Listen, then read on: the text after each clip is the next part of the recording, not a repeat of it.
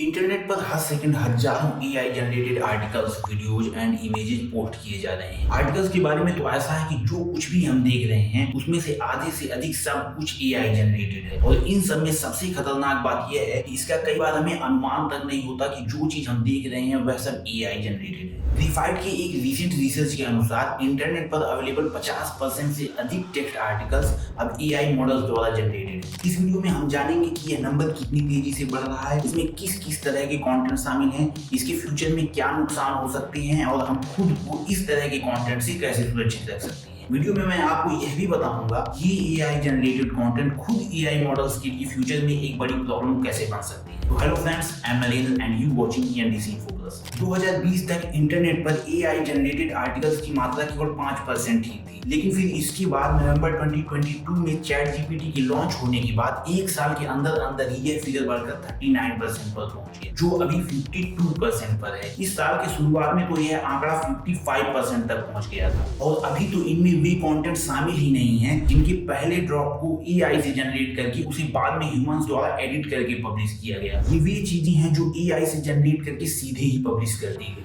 मतलब अगर current numbers को ही लेकर चले तो इस समय इंटरनेट पर एआई द्वारा लिखे गए आर्टिकल्स की संख्या हम इंसानों द्वारा लिखे गए आर्टिकल्स की संख्या से 4% ज्यादा है, जो इस साल की शुरुआत में 10% ज्यादा था। अभी इस वीडियो में बताऊंगा कि ये डिफरेंस कम कैसे हुआ है। इन टेक्स्ट आर्टिकल्स में मुख्य रूप से blogs, news reports, spam site, e commerce write-ups जैसे प्रोडक्ट रिव्यू आदि सभी कुछ शामिल है। क्योंकि मैंने जब अलग अलग रिसर्च में देखा तो उनमें ये सभी ही थे। एक रिपोर्ट में तो यह भी था कि ई कॉमर्स प्लेटफॉर्म जैसे अमेजन आदि के जो प्रोडक्ट रिव्यू हैं वे तक एआई से जनरेट करवाए जा रहे हैं। मतलब जिन रिव्यू को देखकर हम कई बार कोई सामान खरीदने का डिसीजन लेते हैं वे तक एआई से जनरेट करवाए जा रहे हैं। और ये चीजें खाली टेक्स्ट या आर्टिकल्स तक ही सीमित नहीं है, इनमें वीडियोज, फोटोज एंड ऑडियोज भी शामिल होते जा रहे हैं। क्योंकि YouTube videos and Instagram reel से लेकर स्पॉटिफाई की म्यूजिक प्लेलिस्ट एंड पॉडकास्ट तक सभी एआई जनरेटेड चीजों से भरते जा रहे हैं। कई बार ये एआई जनरेटेड चीजें गूगल के टॉप रिजल्ट्स में ही अपीयर होने लगती हैं। वैसे एक बात मैं यहाँ क्लियर कर दूं कि दिक्कत एआई जनरेटेड कंटेंट से नहीं है, क्योंकि यह तो एक टूल मात्र है जिसे हम जैसे इस्तेमाल करेंगे ये वैसे ही काम करेगा। अगर इसे हम सही इंटेंशन के साथ इस्तेमाल करते हैं तो इससे नेक्स्ट लेवल की चीजें भी करी जा सकती हैं। बट अगर इसी का इस्तेमाल लापरवाही से किया जाए तो इससे नेक्स्ट ही लेवल के नुकसान भी हो सकते हैं। और अगर नुकसान की ही बात करूं तो सबसे पहले तो इससे मिस इन्फॉर्मेशन और तेजी से फैल सकती है, जैसे कि deep fake content, biased articles and fake news type के। एंड कंटिन्यूअसली अगर इस तरह की चीजें इंटरनेट पर बढ़ती रही तो लोगों में ट्रस्ट क्राइसिस भी बढ़ने लगेगी। मतलब इंटरनेट पर अवेलेबल किसी भी इंफॉर्मेशन पर भरोसा करना मुश्किल हो जाएगा, क्योंकि एक सही इंफॉर्मेशन को गलत इंफॉर्मेशन से अलग करना ही बहुत मुश्किल होगा। एंड ऐसा होना अब शुरू भी हो चुका है, क्योंकि आपने भी नोटिस किया होगा कि वीडियो देखते समय या फिर दोस्तों के इंस्टाग्राम पोस्ट या फिर फोटोज को देखते समय कई बार ये पता ही नहीं लगता कि ये चीज रियल है या फिर एआई जनरेटेड। इसके साथ अगला प्रॉब्लम ये है कि अगर इसी तरह से एआई जनरेटेड कंटेंट इंटरनेट पर बढ़ता रहा तो इंटरनेट पर बहुत अधिक कंटेंट पोल्यूशन के कारण सर्च इंजन द्वारा एसईओ मैनेजमेंट एंड वेबसाइट्स की रैंकिंग पर भी प्रभाव पड़ेगा। इससे miss information and low effort content तो फैलेंगे ही, लेकिन इसके साथ साथ एक hard working and genuine creators को भी हार्म पहुंचेगा। पहली तो उसके हाई वैल्यू कंटेंट के चोरी होने के चांसेस और बढ़ सकते हैं,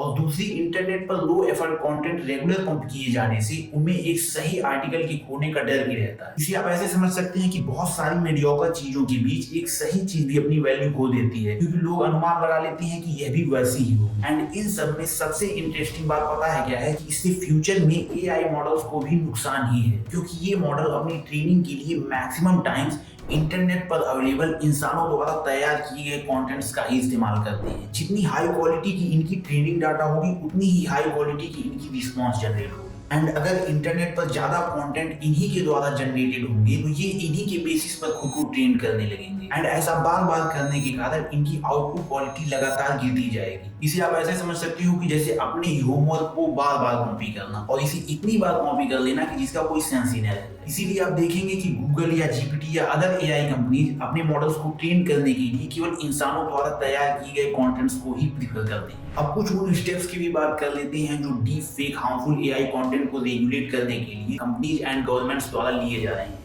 सबसे पहले तो search engines AI generated content को वेब सर्चिंग के दौरान दिखाना उतना पसंद नहीं करते। इसीलिए 52% टेक्स्ट आर्टिकल एआई जनरेटेड होने के बाद भी गूगल केवल 14% को वेब सर्चिंग के दौरान टॉप रैंकिंग में इंडेक्स करता है। एआई जनरेटेड कंटेंट को ऑब्जर्व एंड रेगुलेट करने के लिए लगातार मल्टीपल स्टेप्स लिए जा रहे हैं, जैसे कि red teeming, model reporting, water marking and इसी तरह से बहुत से रेगुलेशंस जारी किए जा रहे हैं।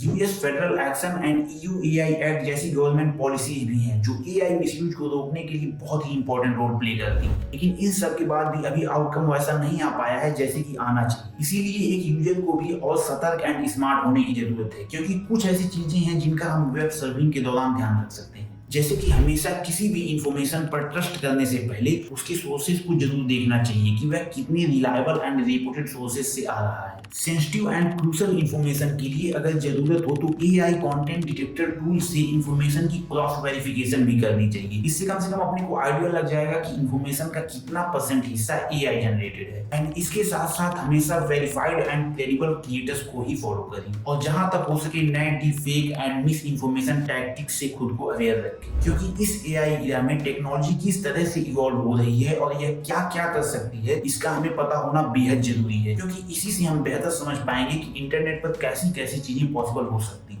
वीडियो के अंत में बस यह कहना चाहूंगा कि इस इंफॉर्मेशन के वर्ल्ड में एआई एक बहुत ही मजेदार टूल है। ये हर सेक्टर में हमारी हेल्प कर सकता है और कर भी रहा है, लेकिन इसके साथ दिक्कत बस वही है जो हर रिवोल्यूशनरी टेक्नोलॉजी के साथ होता है। अगर उसका गलत इंटेंशन से इस्तेमाल किया जाए तो वह उतनी ही डेंजरस भी हो सकती है। और एआई के केस में तो ऐसा है कि इससे क्या क्या और किस लेवल पे नुकसान पहुंचाया जा सकता है इसका तो अभी अनुमान लगाना भी मुश्किल है। बाकी आपको क्या लगता है कमेंट बॉक्स में अपनी राय जरूर शेयर करें। तो हाँ, यही था इस वीडियो के लिए। अगर अच्छी लगी हो तो लाइक कर दें, सब्सक्राइब भी कर दें चैनल को। मैं आपसे मिलता हूँ अगली वीडियो में, तब तक के लिए बाय बाय।